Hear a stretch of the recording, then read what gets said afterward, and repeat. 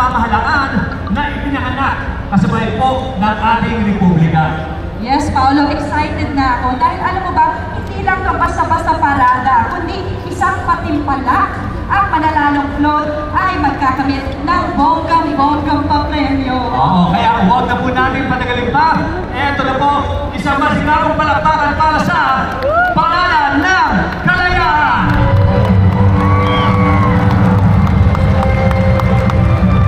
Magpalang hapon ang ating natin na pagbati sa lahat, mga minamahal namin mga kababayan at panauhin. Kami sa Sandatahang Lakas ng Pilipinas ay nakikisa sa ating kasandanan na 26 na taong anibersaryo ng ating Araw ng Kalayaan.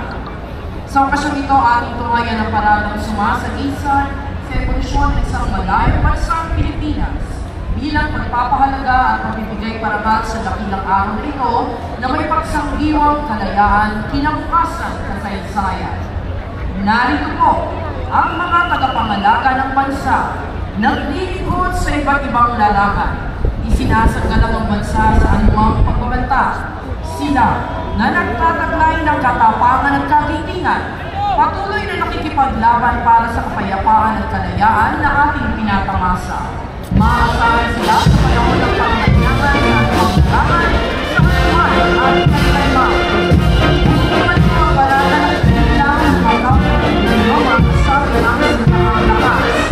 Nangunan, Major General Domingo Boy, Commander ng Installation Net, Commander of the Army, ang pinapatunan Carlos de Mission General Personal General, Steve Pastor, Michael Bobby, at Captain Soy Alvarado at Jonathan Salvador. Mangyari ko sa kanyang lahat para sa pagdating ng awas ng Pilipinas.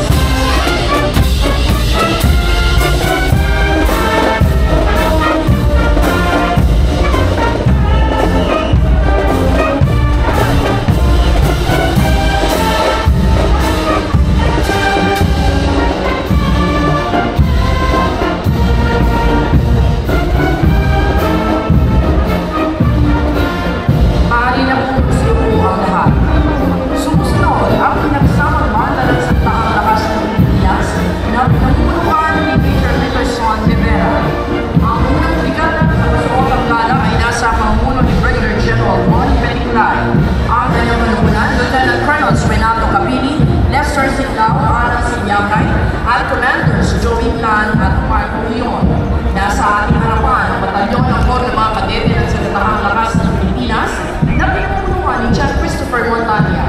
Mula sa prestigyosong Akademya Militar sa bansa o Philippine Military Academy, ang mga ginawa at binibining ito mamapahala sa iba't ibang sakay ng ating Sandatahang Lakas.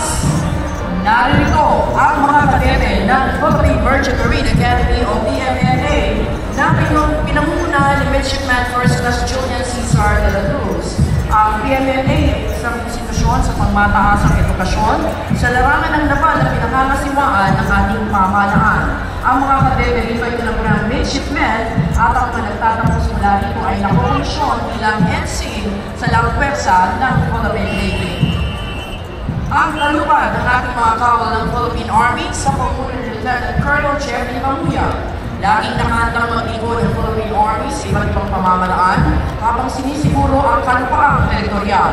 Isinusulong ang kaalaman sa pamamagitan ng Armed Military Sea Patrol System at iniaangat ang antas ng kabuhayan ng ating mga kababayan. Bitihin itong maging world-class, multi-ready at custom-made capable sa taong 2014. Narito ang talupad ng mga kawal ng Philippine Navy sa panguna ni Commander George Cesar. Ang Philippine Navy ang siyang nagugulang tagapagtanggol at kapangalaga ng ating nasa sakupang dagat. Nagsasagwa ng mercy missions, rescue and relief operations sa panahon ng kalamitan at kabilang na rin ang pangangalaga sa yamang dagat at kapaligiran nito. Nasa ating harapan na tulungan ng kakawal ng Philippine Air Force sa pinangungunahan ng Lieutenant Colonel Leoncio Sihunay III.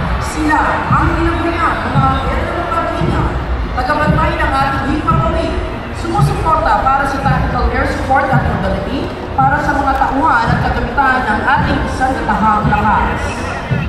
Ang pangalawang brigada sa kasuot ang battle dress attire ay binubuo ng Special Operations Forces Sa pangunan ni Commodore Dwight Stephen Doloan, ang kanyang kapitan Lieutenant Colonel Sir Melima Pusi, Mr. Lawrence Amastar, NFA Montenegro, Alvin Aurel, at Reynaldo Zamora.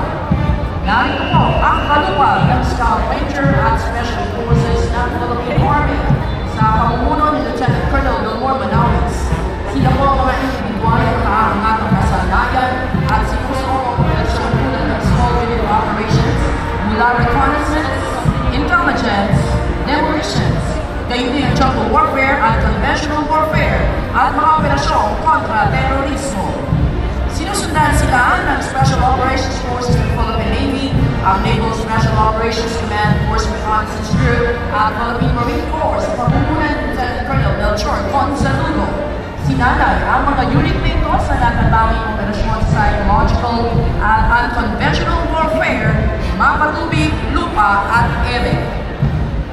Ang maging batalyon ng Special Operations Forces mula naman sa Philippine Air Force, ang Special Operations Wing o SPAW na pinamunuan ni Lieutenant Colonel Kelvin Lingan.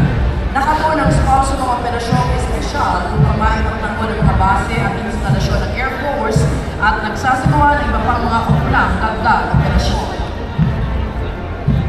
Sumusunod po ang mga tagapagpatupad ng batas at nagpapanatili ng kapayapaan at kaayusan at nagsisiguro ng kaligtasan ng ating mamamayan at mga komunidad. Pangalan ng ating pamansang pulisya ng Pilipinas sa pamumuno ni Police Brigadier General Nestor Babagay Jr., ang kanyang kanunan, Police Colonels Joel Casupanan, Victoria de la Peña Jr., John Bali, Aslan, Lucrecio Rodriguez Jr. at John de Mesa. Narito po ang mga kadete naman sa kanilang Philippine National Police Academy. Inuhubog ang mga karakter ng mga kadete ito upang mamuno sa hinaharap ng nananahihang paglingkod, karangalan at justisya, gayon din bilang mga Diyos responsable at respetado mga public safety officer. Kasunod ang Special Action Force sa kanilang pangunahing maneuver ng kapulisan na nakatuon sa rapid deployment sa anong lugar sa bansa, partikular sa mga sitwasyong may pambansa at internasyonal na operasyon sa larangan ng kontra-terorismo, kontra-insurhensya, hostage rescue, civil disturbance management, search and rescue at iba pang espesyal na operasyon. Nandiyan din po ang PNP Aviation Security Group, isang Special Operations Unit sa pangunan ni Police Captain Ernesto Frodoso Jr. Kabilang din po sa hanay ng ating kapulisan ng Mobile Force, Battalion, SWAT at Highway Patrol Group na tinaguriang The Guardians of the Highway. Narito rin ang PNP Search and Rescue, Forensic Group at Civil Disturbance Management.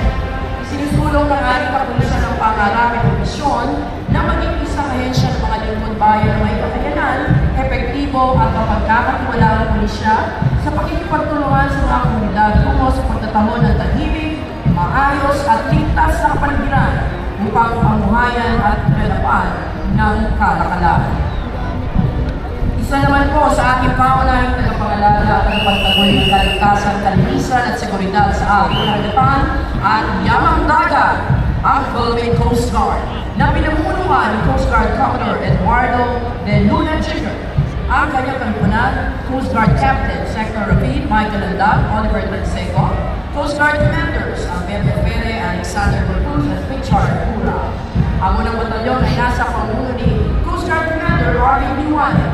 Pinalakas sa Republic Act 9993 of Philippine Coast Guard Law, ang PCG bilang ganap na Uniformed and Armed Service attached to the Department of Transportation and Communications. Ang pangalawang batalyon, pinamumunuan ni Coast Guard Lieutenant Commander Paul Ives Kapalinti. Pangunahing tungkulin ng Philippine Coast Guard, ang Maritime Search and Rescue, Maritime Safety, Marine Environmental Protection, Maritime Law Enforcement, at Maritime Security.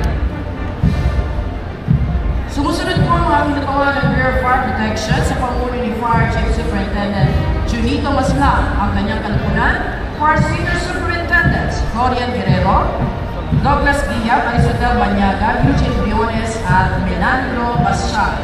Ang unang batalyon ay pinamumunuan ni Fire Superintendent Chief Atienza. Responsable ang ahensya nito sa pagsisiguro ng kaligtasan ng mamamayan sa pamamagitan ng pag-iwas sa sitwasyon ng panganib at kapinsala sila ang dulot ng mga sunog sa mga gusali, kabahayan at iba pang kagulat na istruktura, gayon din ang kahubatan at mga sasakyang panlupa at panlaga. Ang pangalawang batalyon ng BFP ay nasa pamumuno naman ni Fire Superintendent Ronaldo Sanchez. Bahagi ng prosesiguro ng BFP ang pagtugon sa mga paalala at mga hambang laban sa sunog, ang edukasyon sa fire safety, fire protection, at life safety systems. Ang Bureau of Fire Protection of BFP ay nasa pangangasiwa ni Fire Director Luis Suralta Pulacan at kumikilos sa ilalim ng Department of Interior and Local Government. Kilala rin sa tawag na Jail Bureau, ang Bureau of Jail Management and Technology, binuo sa pamamagitan ng Republic Act 6975 na nasa ilalim ng Department of Interior and Local Government. Ang grupong ito ay nasa pamumuno ni Jail Chief Superintendent Arnel Peralta, ang kanyang kalpunan Jail Senior Superintendent Jonathan Lavapie, Lorenzo Reyes Severino Tita, Ronaldo Cedro Ambrosio Ambulan, Jose Chemelo Taol at Rubenino Bobadilla. Ang sumusunod na batalyon ay nasa pamumuno ni Jail Superintendent Erwin Reyes. Bahagi ng mandato nito ang pagkontrol na pang-administratibo at operasyonal sa lahat ng punungan sa syudad, sa distrito at munisipal sa buong bansa. Ang lahat pinagtutunan ng pansin doon ang pangahinalan at itidaw ang mga taong tinaguriang deprived of liberty o detaintees na naakusahan sa korte. Mga pansamantalang nakadetine habang umusad ang investigasyon, mga naghihintay sa pinal na hatol at maging mga nahatulan o nasentensyahan na. Narito naman po ang ating mga kawani ng Philippine Drug Enforcement Agency na pinamumunuan ni Investigation Agent 5 Erwin John Poderes. Ang kanyang kanapunan, Agents Arnold Phil Navarro, Matt Joffrey Layala, Kevin Codamo at Roy Castillo. Nariyan din po ang kanilang mga commanders na sina Agent Alfredo Santiago Jr., Gregor Bugalin at Raymond Panlikawan. Ginagawa ng mga profesional na ipagpatupad ng batas laban sa illegal na droga. Ang Philippine Drug Enforcement Agency ay nagsasalbing tagapagtanggol ng bansa laban sa ipinagpabawal na gamot. Ang mga kawili ng